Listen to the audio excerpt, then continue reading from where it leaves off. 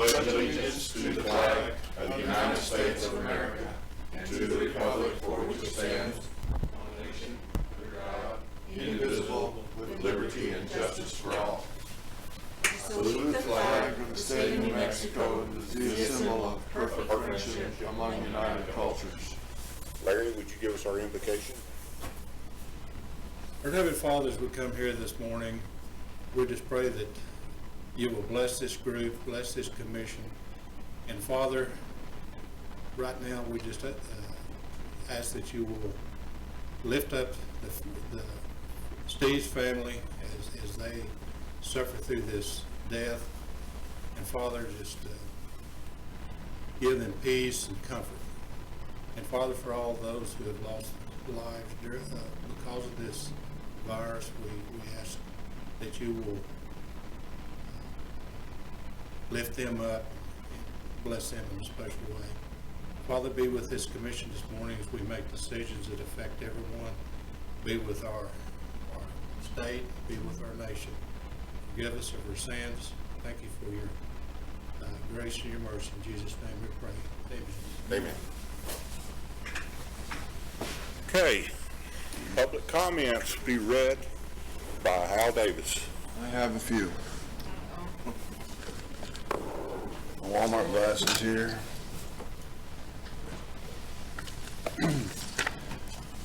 So these were comments that were submitted through the county website. I have three.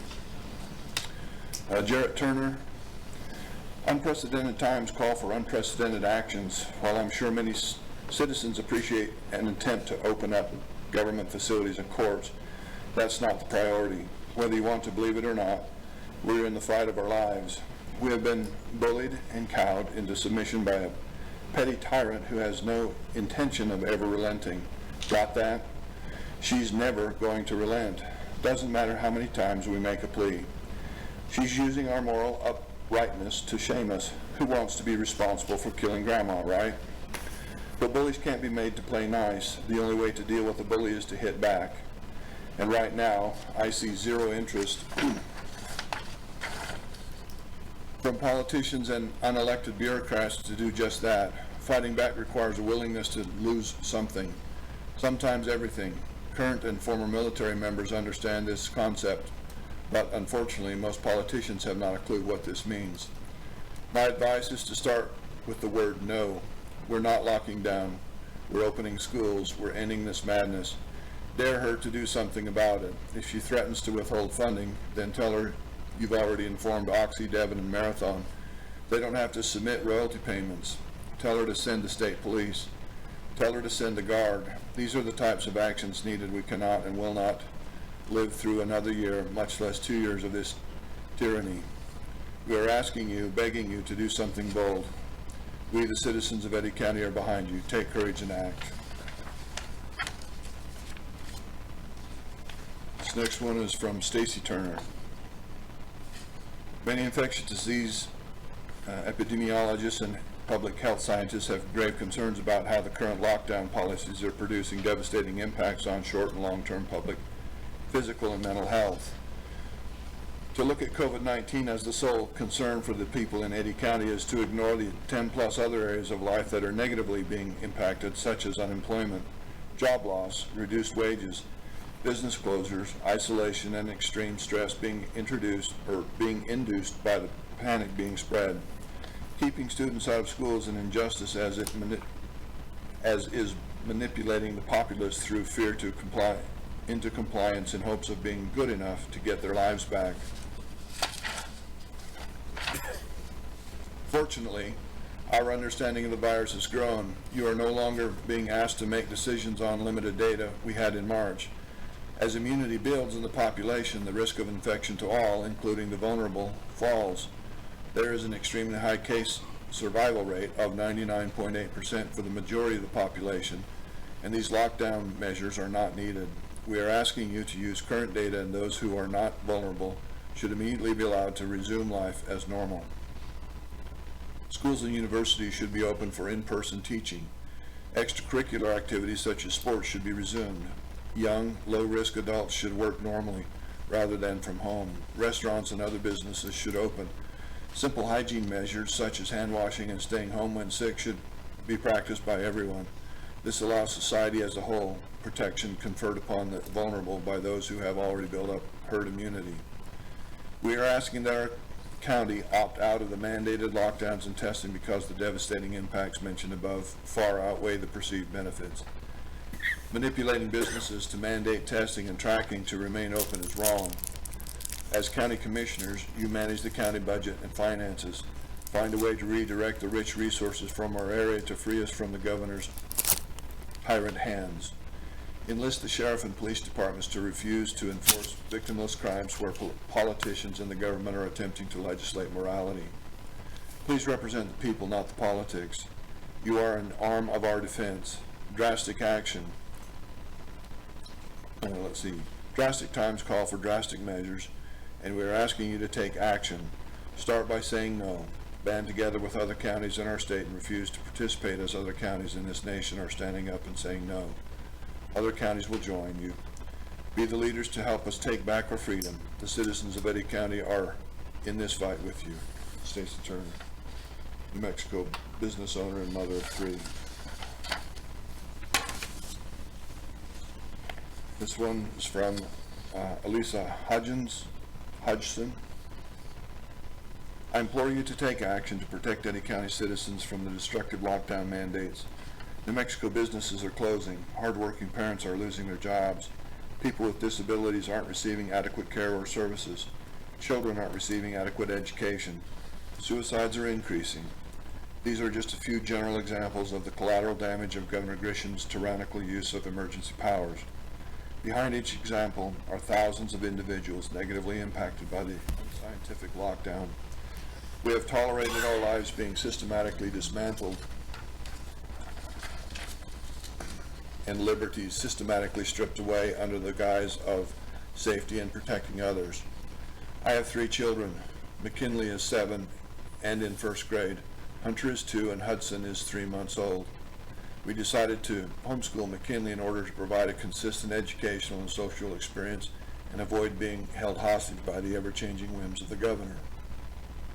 Hunter has Down syndrome, was born with a heart defect that required open heart surgery as an infant, and receives early intervention services through CARC Incorporated.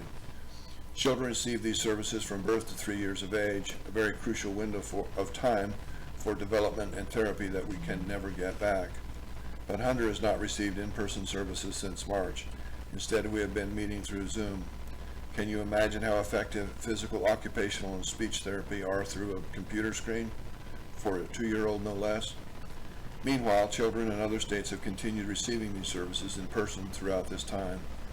Furthermore, I've already been notified by the superintendent of Artesia schools that despite having a medical exemption for a mask from our pediatrician, Hunter would be required to wear a mask during various parts of the day when attending the developmentally delayed preschool program when he turns 3 in January.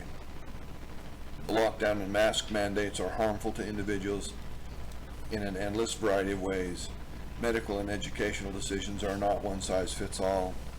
I'm asking that Eddy County opt out of the mandated lockdowns, testing, surveillance, and tracking, and all other associated procedures. So much of Grisham's mandate is tied to this inaccurate testing. This will not help us keep people safe or healthy. Do not force businesses to test employees. It is discriminatory to tie employment to infectious disease status. Do not restrict children's access to educational services. Here are a few objective scientific facts that are crucial to understanding in order to determine our next steps. 1. The alleged COVID-19 virus has never been isolated. This is a basic scientific step that should have been taken, but wasn't. We do not have an isolated sample or isolated genome of this virus. 2. Due to reason number 1, COVID-19 tests do not identify only the COVID-19 strain of coronavirus, but multiple strains of coronavirus. The coronavirus is most often associated with what is known as the common cold, and typically is not serious. A positive COVID-19 test result does not indicate an active clinical infection. It simply means that the viral RNA fragments of a virus similar to COVID-19 have been detected in the sample. These fragments can persist in the body for weeks following an active infection and do not indicate whether or not the individual is sick, contagious, or even will become sick. Random testing will not accurately identify sick individuals. 4, public health experts, medical professionals, and research scientists around the globe are speaking out against lockdown measures, pointing out their ineffectiveness as well as their risks. Lockdowns are not a neutral decision. They have far-reaching and negative effects and cause more harm than good. I've attached some links for sources, and the links are provided. Those are the comments that I've received for this commission hearing. Okay. Moving on. Proclamation for Drunk and Drug Driving Prevention Month. Proclamation, Cynthia Cherie. Morning, Cindy. Good morning. All of you. Historically, across the nation since 1981, December has been proclaimed as Drunk and Drug Driving Awareness Month. And they've changed it recently to include Prevention Month. We're asking that that be proclaimed, December be proclaimed Drunk and Drug Driving Prevention Month in Eddy County. One thing that we all have in common is we share these roads. Unfortunately, we share them with people who choose to drive impaired. Through all of the changing things we've been going through, 2 things have remained constant. One of those, enforcement is out there. They are still visually detecting impaired drivers. They're still making arrests. People are still making that choice to drive impaired and take that chance with the health and safety of all of us. So I'm asking the commission help us to increase awareness to the issue during December and always, because it's not just a December problem, it's a year-round problem. However, December with Christmas and New Year's are some of the deadliest times on our roads. In Eddy County, historically, most of our impaired drivers report drinking at a social event or family gathering prior to arrest. Most arrests are not made as a result of service at a bar or restaurant. As I said earlier, lots of things have changed. That hasn't. Okay, and so I ask your consideration for this problem. Okay. Do we want to present a motion? Yes, Mr. Chairman, I'll make a motion that we approve Drunk and Drug Driving Prevention Month proclamation as presented by Cindy Shreve. Second. Have a motion and second. Call for the vote. Wood, Yes. Crockett, Yes. McCutcheon, Yes. Carlson. Yes. Thank you all. Thank you, Cindy. Okay. Kristen Novotny. We have a whole list of projects, I think it's awards, Roberta. bid awards. Morning, Roberta.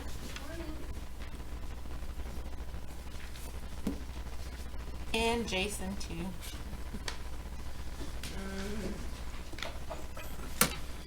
We have to cheer for Jason now? Oh my gosh. Apparently you did not see that. What is this coming to? I got it. I saw it in an email. Would you like me to come, I'll come re-enter again, let's try again. No. No. Okay, IFB 20-08 Pickett Road Reconstruction, JH Services, Inc. Mr. Chairman, Commissioners, this is the first of 17 individual FEMA bids that we put out. This one was for Pickett Road, IFB 2008. It was solicited on October 22nd. The sealed bids were brought in on November 19th. We did have 4 bidders on this individual project, and staff is making the recommendation that we award it to J&H as this bid was considered responsive. And the total amount of this bid was $3,418,384. Okay, questions? Commissioner Crockett? No, sir. Commissioner McCutcheon? No, sir. Commissioner Woods? No. Okay, then I would call for a motion. Mr. Chairman, I make a motion that we approve IFB 20-08 Pickett Road reconstruction. Second. Have a motion and second. Call for the vote. Wood, Yes. Crockett. Yes. McCutcheon, Yes. Carlson. Yes. Okay. Mr. Chairman, I don't know that we mentioned at the beginning of this, but We'll let Larry do it. these are all the remaining FEMA road projects that were outstanding from the initial, what do they call them? PWs. PWs. Correct. So these are the remaining ones that the county's trying to get resolved, closed, and completed. So just piece of information. Okay, IFB 20-09 Rockin' R Red Road Reconstruction, JH Services. Mr. Chairman, Commissioners, IFB 2009 was for Rockin' R Red Road. Again, same solicitation date, same bid opening date. We did receive 4 offers for this specific road. The lowest overall bid was submitted by B&R Trucking. However, the bid was deemed unresponsive due to the lack of government experience. So we did award this to J&H Services with a total bid amount of $4,319,325.50. Commissioner Crockett. Well, even though I know the answer to this question, because we've been down this road several years ago, I just want to get it in the record so that there's no questions by the public as to why, with B&R being the low bid, why it was thrown out. If you guys could explain that. After the bid was solicited, we did put out an addendum to have governmental experience, to have 2 years of governmental experience. And we did this because of the way the FEMA bid was, the complexity of the FEMA bid itself. So we deemed it necessary to put out the governmental experience. And because they did not have the governmental experience, we did not make a recommendation to award it to B&R Trucking. Thank you. I just wanted to clarify that in case there's questions later on, that it'll be in the record. Commissioner McCutcheon? No, sir. Commissioner Woods? No. Well, I disagree with the process and the recommendation, but anyway, I'll entertain a motion. Mr. Chairman, I make a motion that we approve IFB 20-09 Rockin' R Red Road to be awarded to JH Services in the amount of $4,319,325.50. Second. Okay, have a motion, second, call for the vote. Wood, Yes. Crockett, Yes. McCutcheon, Yes. Carlson, No. Next one, IFB 20-10 West Wind Road Reconstruction, JH Services. Mr. Chairman, Commissioners, IFB 2010 for West Wind Road Reconstruction had the same solicitation and the bid opening date. There were 4 bids that were received for this site. The lowest was submitted by J&H Services. Could you scroll back up, please?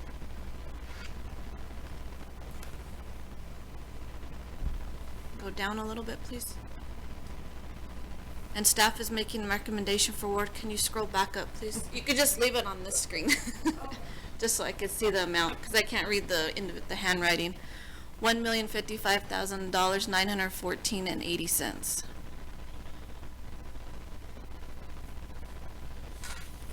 Question, I don't have. Commissioner Crockett, Commissioner McCutcheon? No, sir. Commissioner Woods? No, sir. Okay, do we have a, Mr. Chairman, I make a motion to approve IFB 20-10 West Wind Road Construction going to J&H Services with a bid amount of $1,055,914.80. Second. have a motion, second, call for the vote? Wood, Yes. Crockett, Yes. McCutcheon, Yes. Carlson, Yes. IFB 20-11 North Joy Road Reconstruction. Mr. Chairman, Commissioners, IFB 2011 for North Joy Road Reconstruction. Again, same solicitation date, same bid opening date. We did receive 2 offers on this site, one from J&H and one from constructors. The lowest overall bid was submitted by J&H. It was considered responsive, and so we're making a recommendation to award to J&H Services in the amount of $316,000, $271.24. Questions? No, sir. Questions? No, sir. Questions? No, sir. Commissioner Woods? Okay, then do I have a motion? Mr. Chairman, I make a motion that we approve IFB 20-11 North Joy Road Reconstruction being awarded to J&H Services for the amount of $316,271.24. Second. Have a motion and a second, call for the vote? Wood, Yes. Crockett. Yes. McCutcheon, Yes. Carlson. Yes. IFB 20-12 Skinner Road reconstruction. Mr. Chairman, Commissioners, IFB 2012 for Skinner Road reconstruction. There were 4 bids received for this site, from Renegade, J&H, BNR, and constructors. The lowest overall bid was J&H Services, with the bid amount of $356,787.43. So we do make the recommendation to award to J&H Services. Okay, questions? No, sir, I'll go ahead and make a motion to approve IFB 20-12 Skinner Road reconstruction with the bid going to J&H Services in the amount of $365,787.43. Okay. Do you have any questions? Okay. No, I don't have any. Okay, then Commissioner I would Crockett, entertain a sorry. second. Sorry, I think you said $365,000. It's $356,000. Oh, sorry. Says 365 It says on 365 on ours. Does it? Yes, On the bid tab. on the bid. Can you scroll up just a second, please?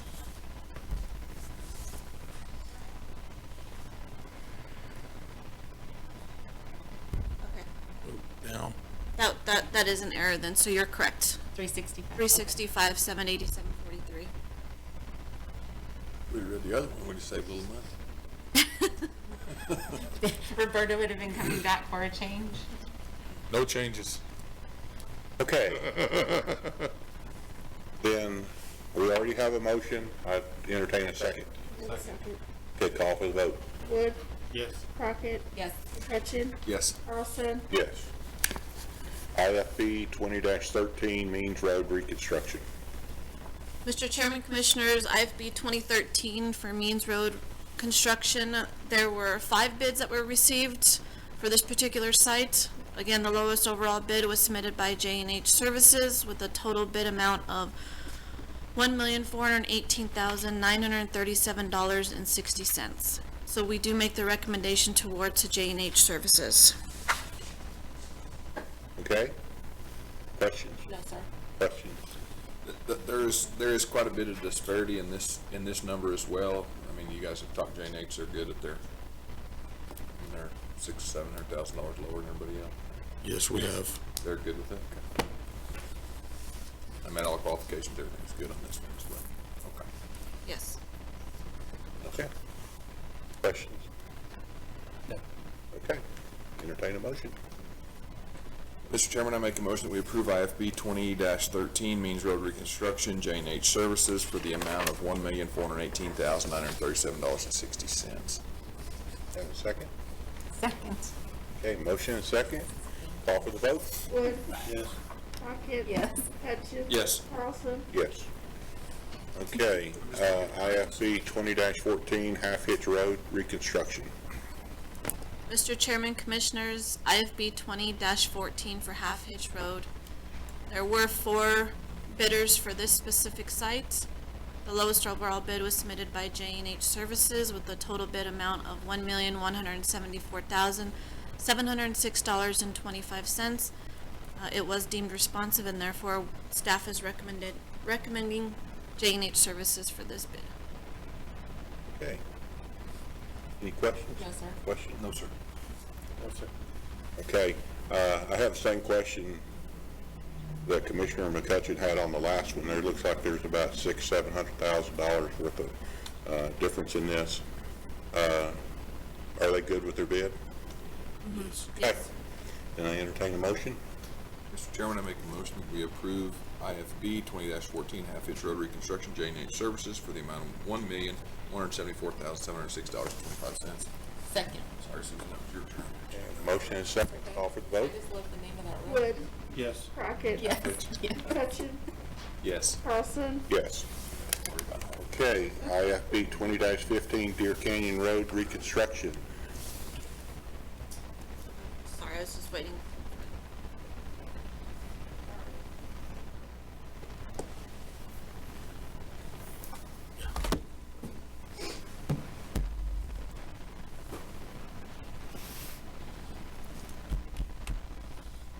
Mr. Chairman, Commissioners, IFB 20-15 for Deer Canyon Road construction.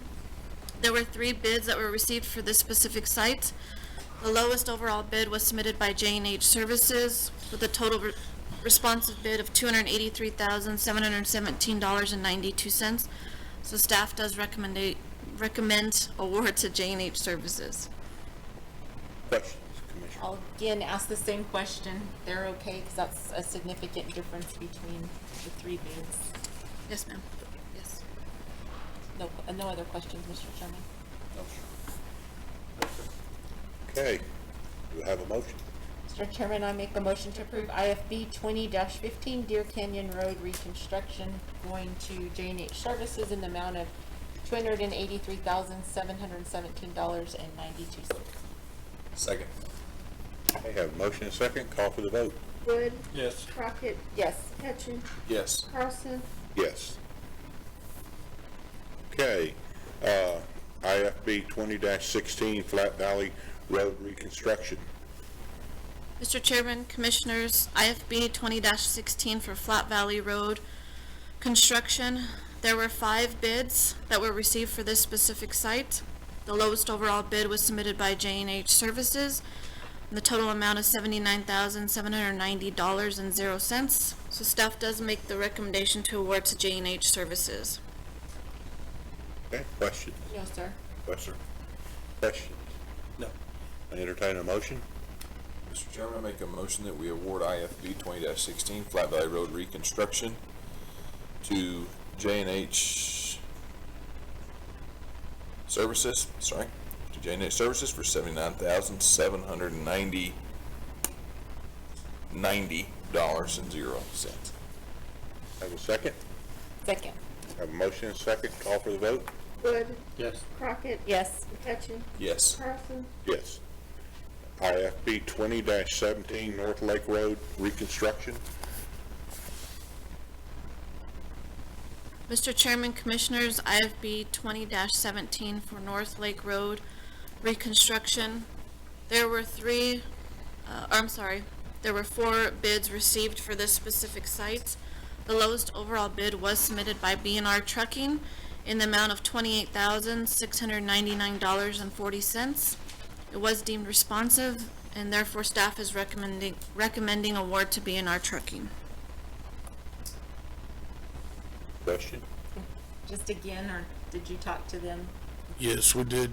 Just to clarify, the reason this one was deemed responsive is because this one requires no road construction or road repair. This is the materials that will be placed on the edge of the road. Okay. Thank you for that clarification. No other questions, Mr. Chairman. No. Okay, I entertain a motion. Mr. Chairman, I make a motion to approve IFB 20-17 North Lake Road reconstruction with the award going to B&R Trucking in the amount of $28,699.40. Have a second? Second. Have a motion and a second, call for the vote. Wood, Yes. Crockett, Yes. Hutchins, Yes. Carlson, Yes. Jason, did you write these little tabulation forms? No, but I'll take credit for it if I need to. IFB, It's not a good trick. I know, that's why I said I'll take credit for it if I need to. IFB 20-18, Lakewood Road reconstruction. Mr. Chairman, Commissioners, IFB 20-18 for Lakewood Road reconstruction. There were 2 bids received for this specific site. The lowest overall bid was submitted by J&H Services in the amount of $94,407.00. It was deemed responsive, and therefore staff is recommending J&H Services be awarded this project. Question? No, sir. No, sir. No. Okay. Have a motion? Mr. Chairman, I make a motion that we award IFB 20-18 Lakewood Road reconstruction J&H Services for the amount of $94,407 even. Second. Second. Okay. Have a motion and a second, call for the vote. Wood, Yes. Crockett, Yes. Hutchins, Yes. Carlson, Yes. IFB 20-19 Fanning Road reconstruction. Mr. Chairman, Commissioners, IFB 20-19 for Fanning Road reconstruction. There were 2 bids received for this site. The lowest overall bid was submitted by Constructors, Inc. in the amount of $38,265.00. It was deemed responsive, and therefore the staff is recommending award to Constructors. Question? No, sir. Question? No, sir. Question? No, sir. Motion? Mr. Chairman, I make a motion to approve IFB 20-19 Fanning Road reconstruction with the award going to Constructors, Inc. in the amount of $38,265. Second. Have a motion and a second, call for the vote? Wood, Yes. Crockett, Yes. McCutcheon, Yes. Carlson, Yes. IFB 20-20 Dogtown Road reconstruction. Mr. Chairman, Commissioners, IFB 20-20 for Dogtown Road reconstruction. There were 3 bids received for this specific site. The lowest overall bid was submitted by J&H Services in the amount of $919,303.90. It was deemed responsive, and therefore staff is recommending award to J&H Services. Question? No, sir. Question? Question? Motion? Mr. Chairman, I make a motion we approve IFB 20-20 Dogtown Road reconstruction be awarded to J&H Services for the amount of $919,303.90. Second. Okay, have a motion and a second, call for the vote? Yes. Crockett, Yes. McCutcheon, Yes. Carlson, Yes. Okay, IFB 20-21 Armstrong Road reconstruction. Mr. Chairman, Commissioners, IFB 20-21 for Armstrong Road reconstruction. There were 3 bids received for this specific site. The lowest overall bid was submitted by J&H Services in the amount of $51,145.50. It was deemed responsive, and therefore we're recommending award to J&H Services. Question? No, sir. Question? Question? No, sir. Motion? Mr. Chairman, I make a motion that we approve IFB 20-21. Am I right? Yeah, 20-21 Armstrong Road reconstruction J&H Services for the amount of $57,140. It's a 1. $51,000, sorry.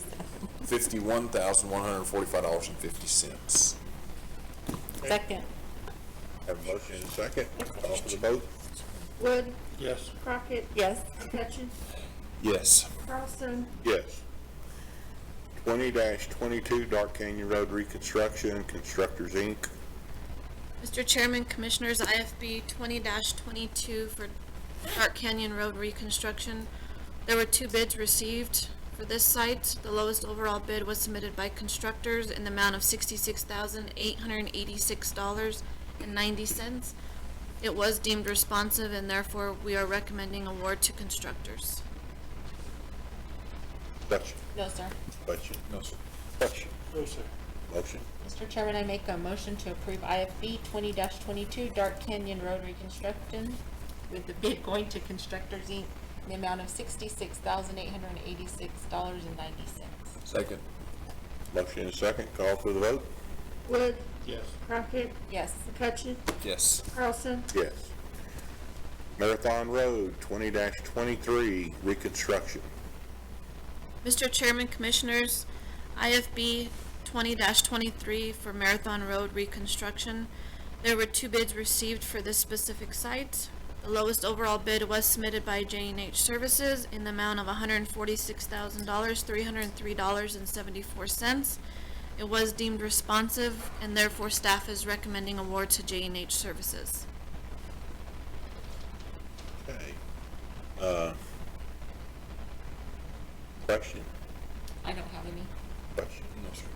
Question? Yes. Motion? Mr. Chairman, I make a motion that we approve IFB 20-23 Marathon Road reconstruction to J&H Services for the amount of $146,303.74. Second. Have a motion and a second, call for the vote? Wood, Yes. Crockett, Yes. McCutcheon, Yes. Carlson, Yes. IFB 20-24 Dorothy Road reconstruction. Mr. Chairman, Commissioners, IFB 20-24 for Duarte Road reconstruction. There were 2 bids received for this specific site. The lowest overall bid was submitted by Constructors in the amount of $35,075.00. It was deemed responsive, and therefore staff makes the recommendation to award to Constructors. Okay. We have a question? No, sir. Losing my place here. No questions. No, sir. Okay, motion? Mr. Chairman, I make a motion to approve IFB 20-24 Duarte Road reconstruction with the bid going to Constructors, Inc. in the amount of $35,075. Second. Have a motion and a second, call for the vote? Wood, Yes. Crockett, Yes. McCutcheon, Yes. Carlson, Yes. IFB 20-25 Higby Hole Road CID crossing. Mr. Chairman, Commissioners, we have finished all of the individual FEMA bids. This one is a separate one. This one, IFB 20-25, it's for Higby Hole Road CID crossing. It was solicited on November 9th. Bids were open on the 24th of November. There was only one bid that was received by Constructors, Inc. In the total amount of $970,344, and that included the north crossing of $340,015, the south crossing of $312,515, and then the additive alternative for $317,814. They were deemed responsive, and therefore staff recommends that Constructors be awarded this. Questions? Commissioner Crockett? I don't have any, sir. Commissioner McCutcheon? No, sir. Commissioner Wood? Don't have any. We'll have a motion. Mr. Chairman, I make a motion that we approve IFB 20-25 Higby Hole Road CID crossings to be awarded to Constructors for the total amount of $970,344. Second. Have a motion and a second, call for the vote? Wood, Yes. Crockett, Yes. McCutcheon, Yes. Carlson, Yes. RFP 20-08 Employee Vision Insurance. Mr. Chairman, Commissioners, RFP 20-08 was for employee vision insurance. It was solicited on October 1st. 2 proposals were received by VSP and Blue Cross Blue Shield. We did do evaluations through a committee to make sure all of them were responsive. All proposals were deemed responsible or acceptable and qualified, and therefore we make the recommendation to award RFP 20-08 to VSP.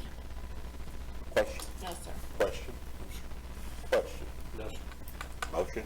Mr. Chairman, I make a motion to approve RFP 20-08 Employee Vision Insurance with the award going to VSP. Second. Motion and a second, call for the vote?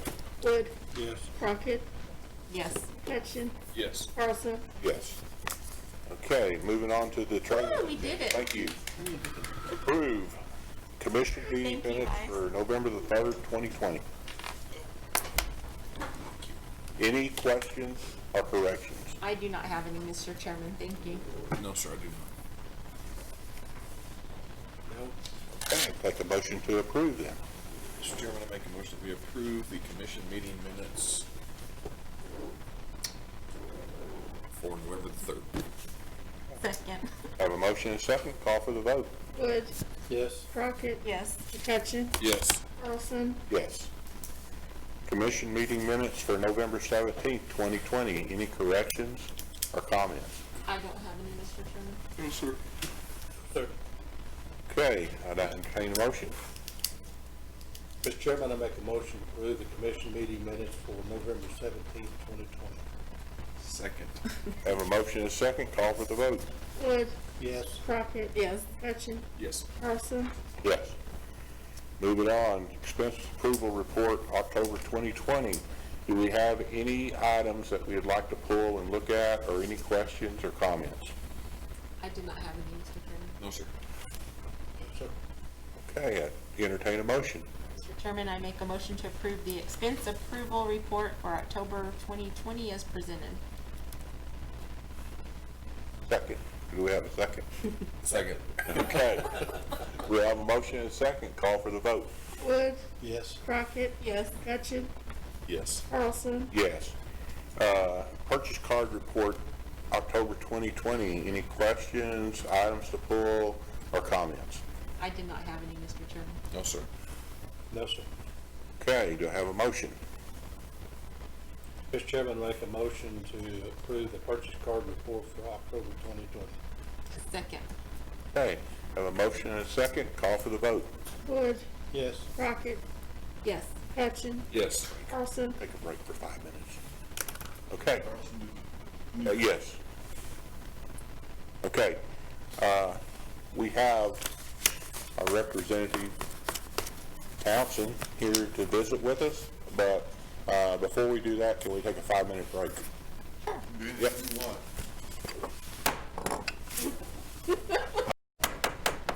Okay, we have our representative Jim Townsend with us today to give us a legislative update. Hey, welcome. Thank you. Hey, thank you guys. Thank you for what you do.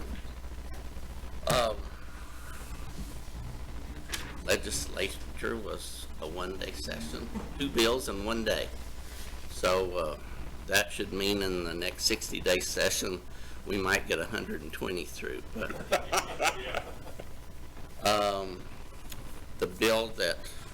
the stimulus bill that passed wasn't perfect. It passed, I think, with 56 supporting, if I remember right. I was one of those. It wasn't a perfect bill, but it was much better. I think we were on like 12 or 13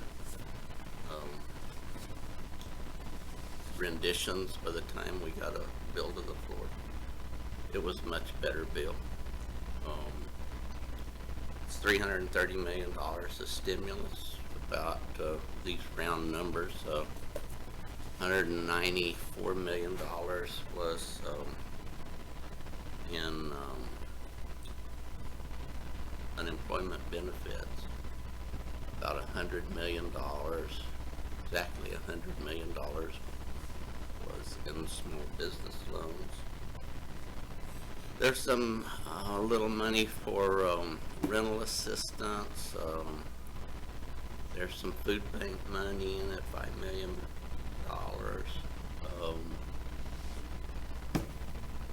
You know, like I said, the Republican caucus was kind of split on it. There was, I think, 13 voted in favor and 11 voted against. All the majority voted in favor,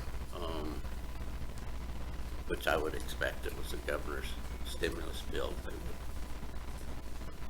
have been joust had they not. But in the end, you know, whether we like it or not, there's a lot of people in our state that are hurting. Some because of the pandemic, some because of the actions of the administration in controlling the pandemic. Small businesses have been really challenged in lots of avenues. So I thought the stimulus bill was 98% CARES Act money, and I think 10 million of it came out of the general fund. It was, as I said, it wasn't a perfect bill, but I think it was a bill that that was going to pass and probably should have passed. The other bill that we had was deemed not germane. Was a House bill presented by Representative Nybert, and it was again in the last special session. It was House Bill 10. It is a bill that I think we will see in the general session, and I think we'll see it pass. It's a bill that better defines and structures the governor's ability to react in an emergency. As you well know, our present rules allow the executive to react to emergencies, which any executive must have that right. You know, I mean, you got to have that ability to do it. But there's a structure to it. It right now limits her ability to $750,000, and then she needs to get the legislature involved. And this governor has not done that. She has spent $10 and $20 million at a time. Our legislative council voted in, I believe it was late August, maybe early September, unanimously to look at that and do a report on it. It still hasn't come out. I didn't expect it before the election. I thought it would be hard pressed to ever get it out before the election, and now I'm beginning to wonder if we can get it out at all. But we'll get it out in the end, and I think it will help. But there are people from both sides of the aisle that have come to grips with the fact, and have reached out to Representative Nybert and said, you know, this can't go on. We need to address this. And when I made the motion in Ledge Council for the report and the investigation, I said at the end, and I would tell you, I would do it without regard to what political affiliation the governor was or is, right's right and wrong's wrong. And the rules are pretty clear, you know, what can be done. And when you have an executive that thumbs her nose at the legislature, it's not in the best interest of the state. So we'll get through that. You know, the question now is, what will the 60-day session look like? Will it be virtual? Will it be hybrid? Will people be in the chambers? And I suspect it's going to look very much like what it did during the special session. I think my caucus, we had 2 members that were absent, maybe 2 or 3. Representative Fajardo had a procedure, maybe now, but she needed to stay quarantined before she had a surgical procedure, and Representative Zamora had just got out of the hospital, and so he participated by Zoom. But our guys were and gals were in the chambers and in their seats and doing their job. So I suspect it'll look pretty much like that. It's harder for people in rural New Mexico to participate in a virtual mode. Internet backbone in New Mexico is 49th in the nation. I mean, it's pretty poor. And so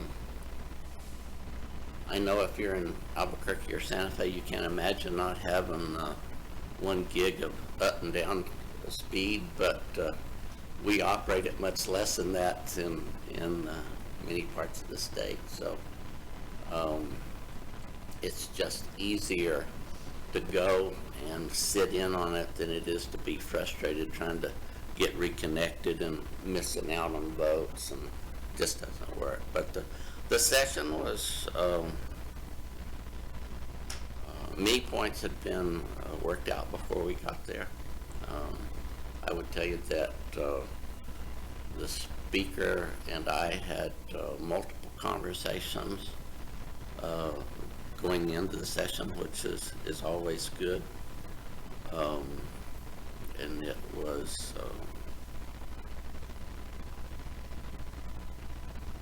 you know, we're probably not going to agree on everything, but we can agree to do something that's in the best interest of New Mexico. And I think in the end, that's what this bill did. It was in the best interest of New Mexico. Questions? Questions? I don't have any questions. I just want to thank you, Representative Townsend, for your tireless efforts and work, and your Facebook posts, and keeping us informed, and answering questions and comments, complaints, everything. You've done an amazing job during this challenging time, and we really do appreciate you. Well, I appreciate that very much. I echo what Commissioner Crockett says as well. Representative Townsend is in great hands. I do have one question. Do you think that she will sign the bill that limits her powers as a senator? Well, I think she hasn't shown a tendency to negotiate. She hasn't. That's a very good answer. She hasn't shown that, and I don't mean this disrespectful, but she hasn't shown that she cares a whole lot for rural New Mexico. She hasn't shown that she understands. I mean, I have done my very best to represent the fact that for months we had communities like Mascaro, New Mexico, didn't have a single occurrence of COVID, not one. And we had every business in town shut down. I mean, doesn't make any sense at all. She has this thought in her mind of being fair, that one rule should apply to every county. And the counties are very different. I mean, we go from one of the tribal counties that, that has cultural and very distinct differences. It's what makes New Mexico so cool. They're very different. Albuquerque, downtown Albuquerque, doesn't have a lot in common with downtown Jow. And so to say that one rule applies to each of them is absolutely ridiculous, in my opinion. It just defies logic. So I think more of these regulations and this authority that she has acquired by administration fiat, for the lack of any other word, should be pushed down to you guys. I think commissions, school boards should be more in control and more accountable for what goes on in their district. And if you'll push that responsibility down to those levels, you'll get buy-in. I mean, her rollout has been dismal. Her rollout of her executive orders changes almost weekly. She, tweaks this and tweaks that. So you guys at county levels and at city council levels cannot ever figure out how to be as innovative as she has been at times, in what she wanted to do. So I think it's a disservice to the executive, county level executives, because in the end you guys are responsible, and I think you should be responsible and accountable for what goes on in your county. I think you're more capable than just following some rules. So I think, to answer your question, if it comes from a bipartisan group and it's supported by a majority of the legislature, especially a majority that might have override capacity, that she will come to grips with the fact that what has occurred in New Mexico has not been good for New Mexicans. And I don't doubt for 1 second that she has thought at the time that she made some of these decisions that they were the right one. I won't take an issue with that. But I will take an issue with the fact that New Mexico is very different. It's very diverse, and one rule does not fit all, nor should it. So these pandemics, you saw what Roswell did. last night. I think, I don't remember who said this, but, you know, the strength of my friend's spine strengthens mine. And I think you're going to see, when one stands up, I think you're going to see more stand up across especially in rural New Mexico, where. So is that how you envision the bill going forward, is the specific powers of the public health order, if that's what we're actually discussing, being reverted back to the local public schools, the county commissions, the city council?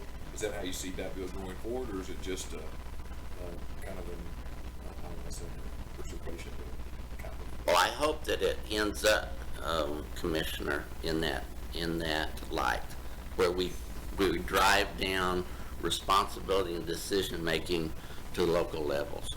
Currently, the draft that Representative Nybert has out on the floor just prescribes what the governor can do and how she must include the legislature.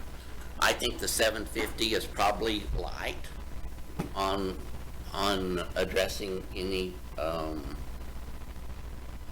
emergency. Maybe it ought to be $2 million or some number that's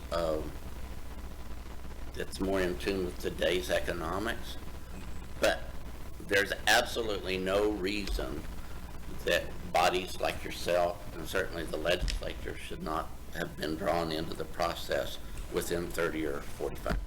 So that's my 2 cents, and I'd be happy to say thanks for the invitation or answer questions. Do you have anything that you? Thank you, Jim, for coming in and give us your perspective of how the governor operates. But 2 weeks ago, my wife and I were in Tennessee, and you go anywhere you want to down there, and all the restaurants are open. People, you know, there's restrictions, the social distancing and the mask. They're restricted to that. Unless you go into Nashville, where they have a Democrat mayor, and they got everything shut down there. But most of Tennessee is open. Now, they've had a surge, just like all of the other 49 states in the union, just like we have had a surge. But their surge is no worse than ours, but they're not hurting like New Mexico is with the lockdowns that she has imposed on us. So I don't know that it makes any difference whether you have lockdown. I know there is one difference. The lockdowns is hurting people a lot worse than what I saw in Tennessee. And so I don't get it. But. Well, Commissioner, I don't either. You know, many of you know my son and my grandkids live in the Woodlands area outside Houston. My grandkids go to school every day in class. They're involved in a jillion extracurricular activities. I mean, they're swimming, they're playing golf, they're doing fine. Thank God for it. But I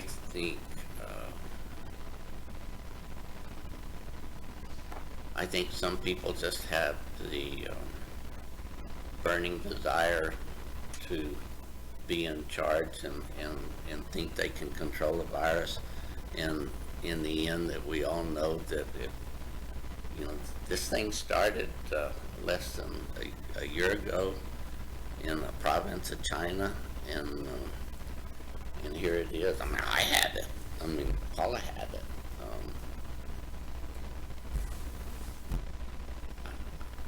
In my case, you guys know for the last year I've been pretty darn active across the state of New Mexico, in our party and doing stuff. I caught it in my own living room. I mean, after traveling the state and being in big groups with everybody, my daughter is an ER nurse, and she and one of her friends came over one night to use the workout room, and came in.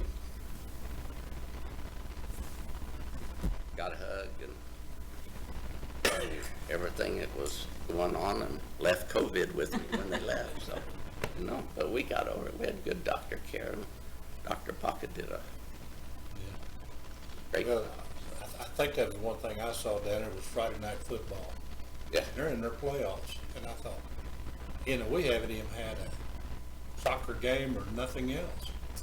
And it really bothers me to see other states going on with their life, and here we are on hold. Probably the biggest thing that I've challenged the governor over and over with is the fact that the workers in our area that populate the Permian and the Delaware every day have been deemed essential because the tax money is needed in Santa Fe. And those folks that go out and work every day interact all the time with people from Midland, Odessa, Andrews, you know, Hobbs, Seminole. And so they do that as a function of their job, but yet their children are being penalized and not going to school because they're out working. And that just doesn't seem right. And I don't think it should seem right to anybody. So we got to get over that. But I do appreciate what you guys stand for and the support and the feedback. And we're missing a couple this morning, so. I first would like to say thank you for coming in You and bet. filling us in on everything. We appreciate the heck out of that. The other thing is, I totally agree with you. I think that as leaders of the community, that we're in a better position to know what's happening in our communities and make those type of decisions than somebody sitting in Santa Fe that has no idea and no connection with southeast New Mexico. And listening to a council of people made up of people out of Santa Fe and Albuquerque, one of the comments that I had to the lieutenant governor when he was down here is, if you're going to have a council, you need a wide spectrum of community leaders throughout the state, not in one concentrated area, because that way those bring the perspective from southeast New Mexico and other areas, and you get buy-in when you have that, instead of being left out and just being told what to do. So I felt like that some of the things that you say are right on, and I'd love to see that happen. Well, I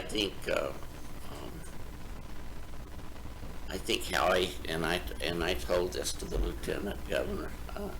I said, you know, in the event that you become the executive, you have a real opportunity to stand out and make a difference.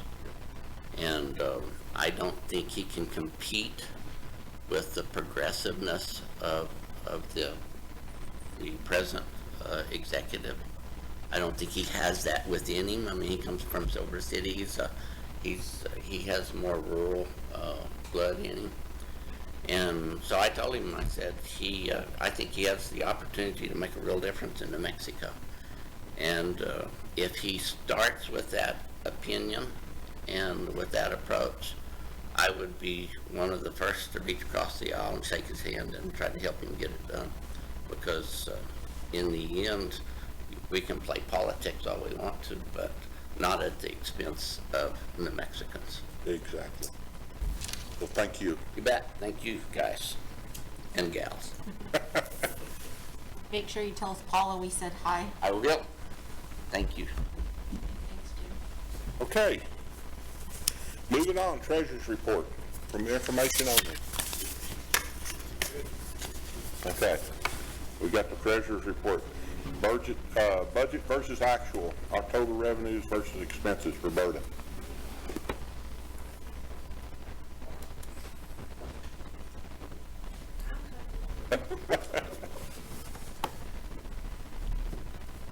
Good morning again.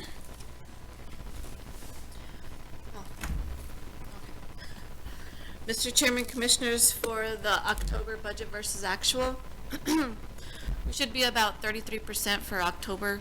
For our actual revenues, we have collected 56.9 million. Of that, 33 million of that is transfers. So really our true revenue is about 23.9 million. Our actual expenses, 62.3 million. Of that, 33 million of that is our transfers. So we have about $29 million in expenses. If you can go to general fund revenue, we're right below the 33% mark. It's about 32%, 32.25% for our general fund revenue. For our general fund expense, we are quite a bit over overall, but obviously that was for transfers because we've transferred about 26 million. But each individual department is well under that 33%. Most are in the 20s. Again, finance is the only department I believe that's above that 33%, and that's just because we've paid out a big portion of our software maintenance for the entire year. But every other department's well under that 33%. And then for road fund, they have collected the majority of their revenue, although their revenue is mostly transfers. And Jason's right under that 33% mark for expenses at 32%. So he's pretty much right on target for the year for the road fund. Great. Okay, questions? No, sir. Questions? No, sir. Questions? No. Okay, can I get a motion to accept? Mr. Chairman, I make a motion that we accept the budget versus actual October revenue and expenses. You have a second? Have a motion and a second, call for the vote? Wood, Yes. Crockett, Yes. McCutcheon, Yes. Carlson, Yes. Moving on, approval of the City of Carlsbad relocate fire suppression system external hose connection. Alan Davis. So on the Cavern Theater, just down here on Canyon, they had to put a sprinkler system in as they've upgraded the theater.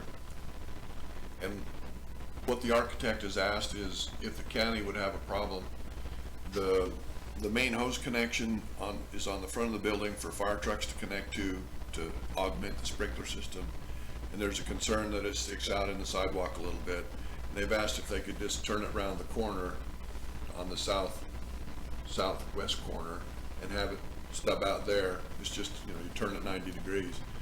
The property adjoins county property there. That's the detention center. That's that little green spot, green belt. There's grass and a couple of trees there. So it wouldn't be any problem from a county standpoint. And if there was backflow from that sprinkler system or a fire connection, it might be the most water some of them trees get. So it's because it is adjoining county property, they needed a county approval to turn it so that the hose stub is on the southwest corner of the building as opposed to the west side of the building sticking out on the sidewalk. Okay, questions? No, sir. Questions? No, sir. Questions? No, sir. Okay, can I get a motion? Mr. Chairman, I make a motion to approve for the City of Carlsbad to relocate the fire suppression system external hose connection at the Cavern Theater. Second. Have a motion and a second, call for the vote? Wood, Yes. Crockett, Yes. McCutcheon, Yes. Carlson, Yes. Sun Country Volunteer Fire Department budget adjustment. Joshua Mack. Good morning, Mr. Chairman, Commissioners. So as all we're asking for is a budget adjustment today for the Sun Country Volunteer Fire Department. They're looking at replacing their brush one, which is aging. We attempted the state fire grant, but we were unsuccessful. We got a denial letter a couple weeks ago. So this is the plan to move forward. At this point, we have plans that we submitted with our grant application, but there's going to be some pre-build meetings and things like that that we still need to get under wraps so we don't have any change orders once a truck goes. So that's why we're here asking for the budget adjustment. And they do have the funds available. So it's a line item transfer from fire service funds. No, it'll be out of their cash balance for fire excise. Okay, so there's no new money. Okay. Question? No, sir. Question? No, sir. Question? No. Motion? Mr. Chairman, I make a motion that we approve the Sun Country VFD budget adjustment for a heavy brush truck. Heavy truck. Second. Okay, have a motion and a second, call for the vote? Wood, Yes. Crockett, Yes. McCutcheon, Carlson, Yes. Thanks, Josh. Okay, approve, disapprove 2 indigent burials, Veronica Parth. Good morning, Veronica. Good morning. Good morning, Commissioners. So today I am requesting approval for 2 indigent burials, one for Denton and one for Westfield. Question? No. Question? Okay, do I have a motion? Mr. Chairman, I make a motion that we approve 2 indigent burials. Second. Have a motion and a second, call for the vote? Wood, Yes. Crockett, Yes. McCutcheon, Carlson. Yes. Okay, approve safety net care pool certification of public funds for year-end 2020, 2021, second quarter, Veronica. So it's time for the second quarter recertification for safety net care pool and just getting approval for that. Okay, question, No. question, question. Motion? This is my least favorite motion, but we have to pay it. Mr. Chairman, I make a motion to approve the safety net care pool certification of public funds, second quarter, in the amount of $1,623,978.20. Wouldn't let Larry second this one. All the money. Second. Okay, I have a motion and a second, call for the vote? Wood, Yes. Crockett, Yes. McCutcheon, Yes. Carlson. Yes. Resolution consent agreement agenda. Okay, do we have any items that we want to pull and discuss separately? I do not, Mr. Chairman. No, sir. Okay, No, I don't have okay, do I have a motion to accept the consent agenda? it. Mr. Chairman, I make a motion that we accept the resolution and agreement consent agenda. Second. Have a motion and second, call for the vote? Wood, Yes. Crockett, Yes. McCutcheon, Yes. Carlson. Yes. Department updates. Do we have any department updates?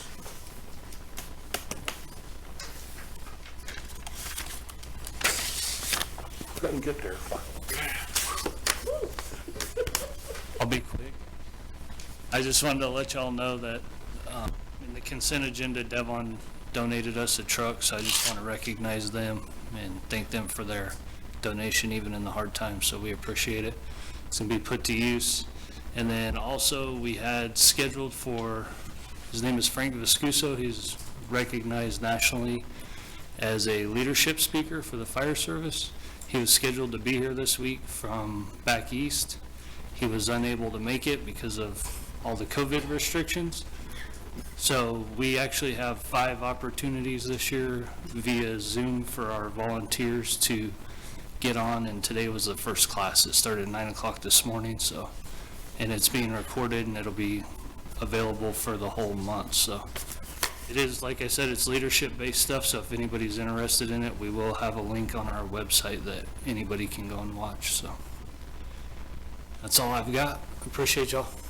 Thank you. Thank you. Anything else? Okay, moving on. Travel consent agenda, I don't see anything, so emergency business. We have none, Mr. Chairman. No emergency business. Legislative update, we've already done. Legislators and elected officials, do we have any elected officials? Yeah, I would like to say that, we finished our audit of our voting machines, and they were right on. Awesome. Excellent. Are they Dominion? Dominion. They Yes, are, they're Dominion. and they work good? They're right on. It's because we Exactly have right. amazing stuff. Well, no, it's a random selection by an independent auditor, and there were 18 precincts selected across the state to do certain precincts, and luckily we're always selected, Eddy County. We audited precinct 1, and we counted congressional district 2, and the appellate court position 3. So we had to find those ballots out of all the ballots that were cast, pull them out of the boxes, hand tally them, and compare them to the machine tape that produced for precinct 1, and they were right on. So it's quite extensive and it's complicated, but it checks the, what the machines are doing on election day, which we've checked and checked and checked. But just so you know, it was right on. Thank you. County manager comments. I'll be brief. there are a lot of things that go on behind the curtain, so to speak, in county operations, county services. And that's as it should be.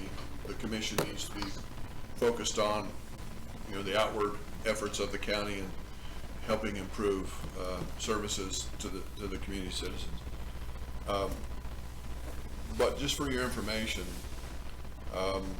you've seen it in other reports and information, but the county's not been immune to the COVID virus. We've had cases in pretty much every department has had a case or more, and managing the testing, the return to work elements, and managing pay qualifications and leave qualification, all those kind of things.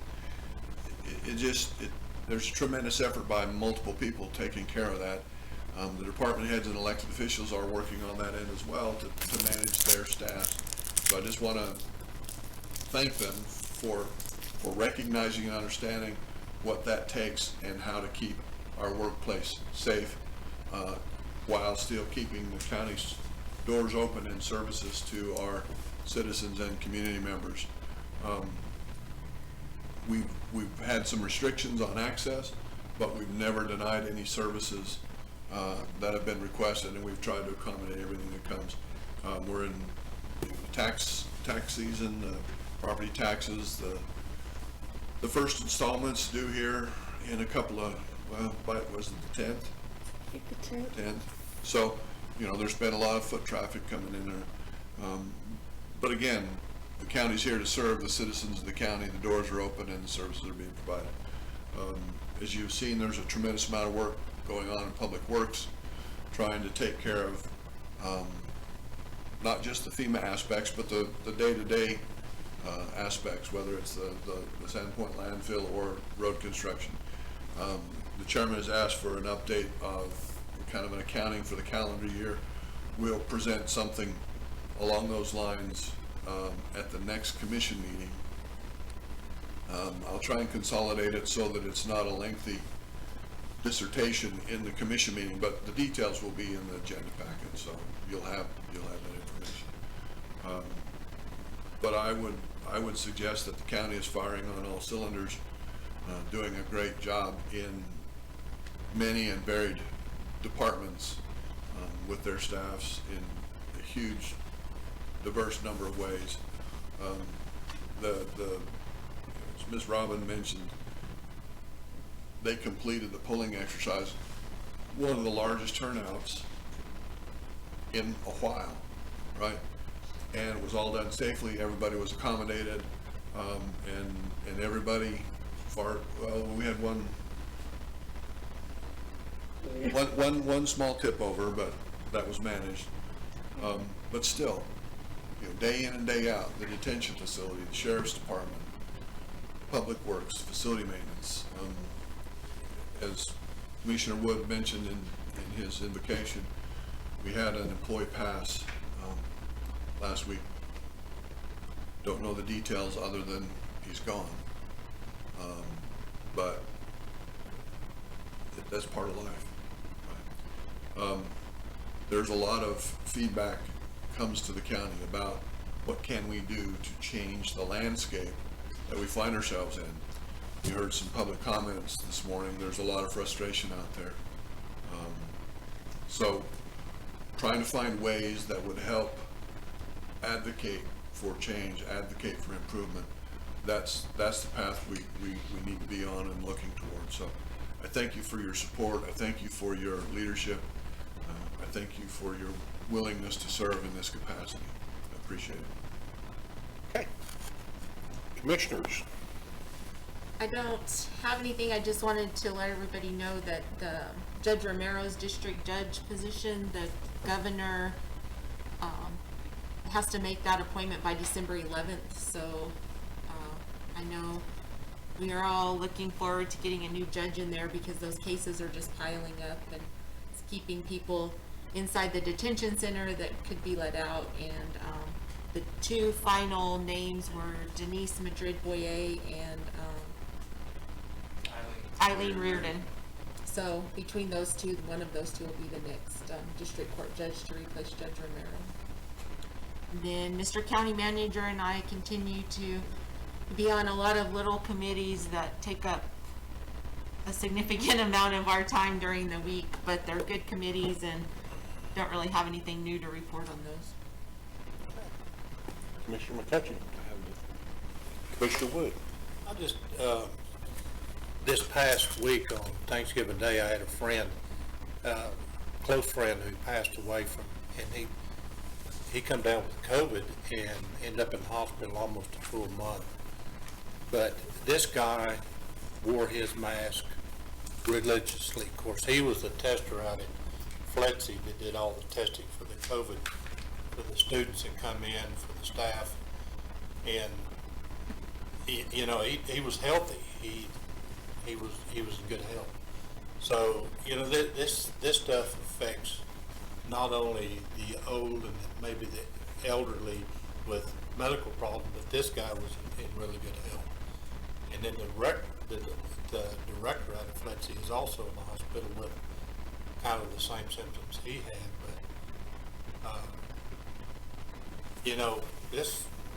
it's kind of a scary deal. And I just pray when the vaccine comes out, President Trump can get credit for it. I have nothing. So I would entertain a motion. So moved to adjourn. Second. Call for the vote. Wood, Yes. Crockett. Yes. Hudson, Yes. Carlson. Yes. We're in adjournment. Oh. Oh my God.